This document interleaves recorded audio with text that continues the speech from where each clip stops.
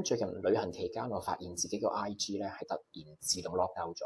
咁我再登入翻嘅時候，發現我個 account 已經係俾人 disable 咗。咁後尾我睇翻清楚，其實佢係話因為我個 Facebook 冇 follow 到佢哋嘅 rules。咁因為我個 IG 其實係連住 Facebook，咁所以佢連我個 IG account 都一次過 disable 埋。然後我就登入翻個 Facebook 啦，咁睇翻我究竟發生咗啲咩事。佢係話我 child sexual exploitation， 即係兒童性侵犯咁解。但係佢話我有權喺180日內去 appeal。咁但係我諗 within 幾分鐘，佢已經彈翻轉頭話係唔成功嘅。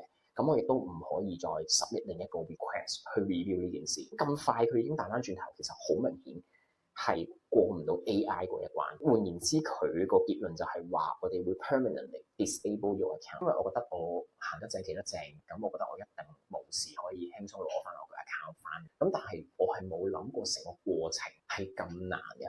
最大嘅原因係你根本唔可以揾到任何一個真人去幫你 review 呢一件事。可能係你好多年前 post 嘅某張相、某啲內容或者某啲字眼 hit 中咗佢 scan 嘅 area， 或者其實你根本乜都冇做過，而佢一 scan 到呢啲內容出嚟嘅時候，佢唔係去警告你，又或者將相關嘅內容過濾或者刪除，而佢係直接去 ban 咗你嘅 account， 都相當之重要。就係你練得越少嘢越好。